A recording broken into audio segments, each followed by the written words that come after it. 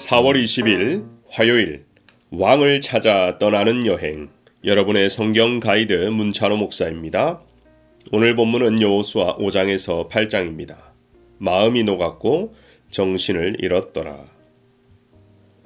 여호수아 5장은 가나안 사람들의 모든 왕들이 여호와 하나님 앞에서 마음이 녹았고 정신을 잃었다는 두려움과 경외함으로 시작합니다. 원어를 살펴보면 히브리어 마사스는 완전히 절망하여 영혼이 하나도 남아있지 않음을 말합니다. 그들은 무엇 때문에, 누구 때문에 그렇게 절망하고 영혼이 떠나가듯 자포자기하게 되었을까요? 가나안 사람들은 이스라엘 백성의 요단강 도하를 보았습니다.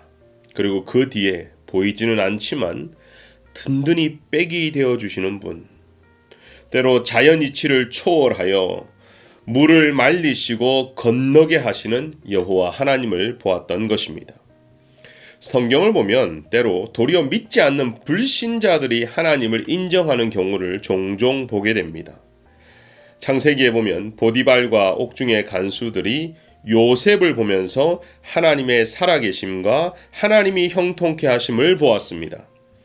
다니엘서를 보면 다니엘이 사자굴에 들어가는 그 상황에서 다리오 왕이 너가 섬기는 하나님이 너를 구원하시기를 바란다는 믿음을 보여주었습니다.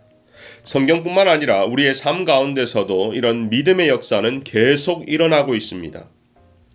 초대교회 시절 새롭게 생겨난 신조어는 한국 사회의 예수쟁이였습니다.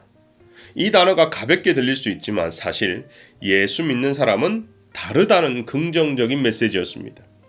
정직했고 성실했으며 연약한 여성과 아이들을 보살폈고 교육과 계몽을 강조했고 독립운동을 일으켰습니다.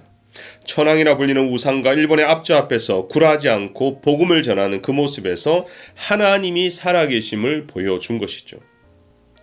달라스에 와서 하나 깨달은 것은 달라스에 있는 주간지에 교회 소식이 종종 많이 들어가는 것을 보았습니다.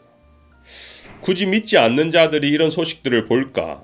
관심이 있을까? 이런 궁금증도 있었는데요.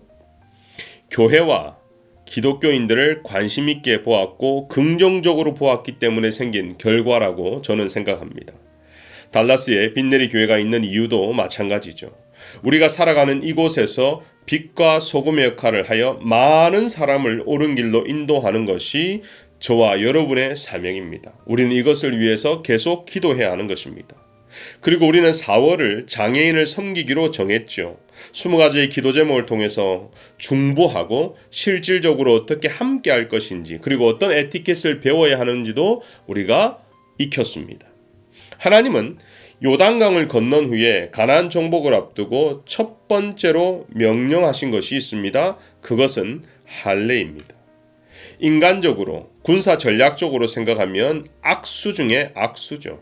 만약 할례를 시행하고 갑자기 적이 기습이 들어오면 제2의 세겜 사건이 벌어지는 것입니다. 과거 야곱의 아들들은요, 여동생 디나가 겁탈을 당한 이후 전략적으로 세겜 족속에게 찾아가서 모든 남자들이 할례를 하면 통혼하겠다는 거짓말을 합니다.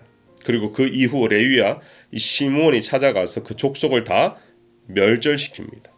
단 2명이 한 족속을 멸할 수 있었던 것은 할례가 얼마나 남성들, 특히 군사력을 떨어뜨리는 것을 잘 알았다는 것이죠. 하지만 이스라엘 백성은 여호수아를 중심으로 모든 백성에게 할례를 명합니다. 그것은 하나님의 때와 하나님의 전지전능하심을 믿었기 때문에 할 수 있었던 선포입니다. 다른 말로 하면 전적으로 하나님의 절대 주권을 믿었기에 우리는 하나님의 뜻 가운데 순종해도 손해볼 것이 없다는 믿음입니다. 이스라엘 백성은 할례를 행한 이후 유월절을 지키게 합니다. 이때 완전 무장한 여호와의 군대 장관이 여호수아 앞에 나타납니다. 아주 절묘한 타이밍이죠. 여호와의 군대 장관은 이번 전쟁은 하나님께 있다는 것을 여호수아에게, 리더들에게 눈으로 보여준 것입니다. 6장은 가나안 정복의 첫 관문인 여리고성 이야기입니다. 상식적으로 도저히 납득할 수 없는 하나님의 명령을 백성들이 절대적으로 순종하면서 기적을 체험했습니다. 너희 모든 무사는 그 성을 둘러 성 주위를 매일 한 번씩 돌되 엿새 동안 그리하라. 제사장 7은 7 양각 나팔을 잡고 언약궤 앞에 나아갈 것이요 일곱째 날에는 그 성을 7번 돌며 그 제사장들은 나팔을 불 것이며 양각 나팔을 길게 불어 너희에게 들릴 때에는 백성은 다 큰 소리로 외쳐 부를 것이라. 그리하면 그 성벽이 무너져 내린다. 하나님의 방법은 인간이 생각할 수 없는 기이한 방법이었습니다. 첫 번째는 조용히 해야 했습니다. 그리고 매일 한 바퀴씩, 그리고 마지막 날은 7바퀴를 도는 것. 이렇게 하면 과연 기적이 일어날까요? 비상식적입니다. 이해가 가지 않습니다. 근데 우리는 순종할 때 이해하게 됩니다. 순종할 때 하나님의 기적을 맛보게 되는 것입니다. 6장에는 여리고성만 있는 것이 아니라 라합의 구원 사건이 포함되고 있습니다. 그녀는 이방인이었습니다. 그리고 여리고성에서 함께 멸망당했어야 하는 환경에 놓였었지만 기적적으로 그녀와 그의 가족이 구원을 받았던 것이죠. 이런 위기 상황이 우연같이 보이지만 정탐꾼들이 숨은 곳은 마침 그녀의 집이었습니다. 그들을 신고하지 않았습니다. 도리어 숨겨주었습니다. 이스라엘 백성 뒤에 계시는 하나님을 경외했기 때문이죠. 그 결과 6장 22절을 보면 여호수아가 기생 라합과 그의 아버지 가족과 그에게 속한 모든 것을 살렸으므로 그가 오늘까지 이스라엘 중에 거주하였으니.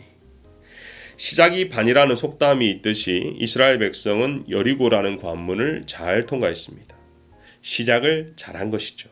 하지만 생각지도 못한 돌발 사건이 일어납니다. 바로 아이성 사건입니다. 그 사건 내면에는 아간의 탐욕이 있었습니다. 한 사람의 범죄로 이스라엘 공동체 전체가 실패를 경험한 것이죠. 이것 또한 하나님의 방법이자 하나님의 섭리입니다. 한 사람의 범죄로 온 이스라엘이 고통을 당한 것은 하나님이 백성들에게 요구되는 공동체적 책임, 이것을 깨닫게 하기 위한 사건이라는 것이죠. 모두가 순종해서 여리고를 정복했지만 한 명이 불순종해서 공동체가 무너질 수도 있다. 하나님의 나라가 위기가 올 수도 있다. 이 얘기를 하는 것입니다. 겉으로 볼 때는 모든 화살을 한 사람 아간에만 돌릴 수 있지만 성경은 그렇게 말하지 않습니다.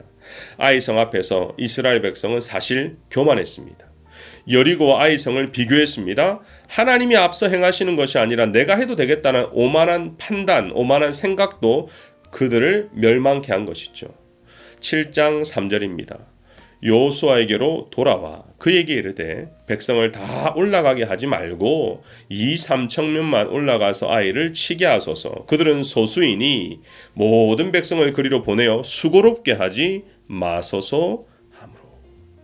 아간의 탐욕과 불순종, 그리고 교만, 오만, 내가 결정하는 그러한 자세로 뼈아픈 패배를 경험한 이스라엘은 이번에는 철저하게 순종하여 다시 아이성을 정복하고 함락시킵니다.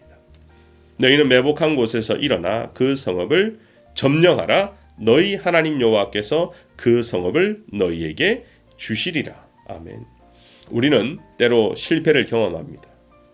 실수도 경험합니다. 교만도 경험합니다. 중요한 것은 내가 문제를 일으켰을 때, 내가 교만했을 때, 내가 실수했을 때의 반응입니다. 하나님이 누군가를 통해서 깨닫게 하시면 우리는 다시 일어설 수 있습니다. 회복할 수 있습니다. 하지만 끝까지 그 교만을 무너뜨리지 않고 나만의 성을 지어간다면 우리는 회개할 기회도 잊어버리고 회복할 수 있는 기회를 잊어버리게 되는 것이죠. 그렇습니다. 여호수아서는 우리에게 하나님이 일하시는 방법을 알려주고 있습니다. 하나님의 절대 주권, 하나님의 거룩하심 앞에서 우리는 순종해야 합니다. 동시에 공동체 속에서 개인의 역할을 배워나가는 것이죠. 기도하겠습니다. 하나님 감사합니다. 여호수아의 말씀을 통해 여리고 앞에서도 인간의 방법이 아닌 하나님의 방법을 깨닫게 하여 주옵소서.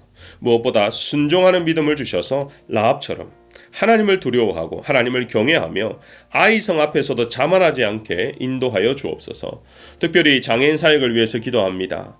자녀의 장애로 힘들어하는 가족을 위로하여 주시고 어루만져 주셔서 하나님께 의지하고 나아갈 때 온 가족을 하나님이 책임져 주시고 평안을 맛보게 하여 주옵소서. 함께 가요 업뱅고 사역 가운데 있습니다. 무엇보다 하나님이 앞서가 주시고 빛내리기 위해 새로운 비전을 찾는 기회가 되게 하여 주시옵소서. 감사하며 예수님의 이름으로 기도하옵나이다. 아멘.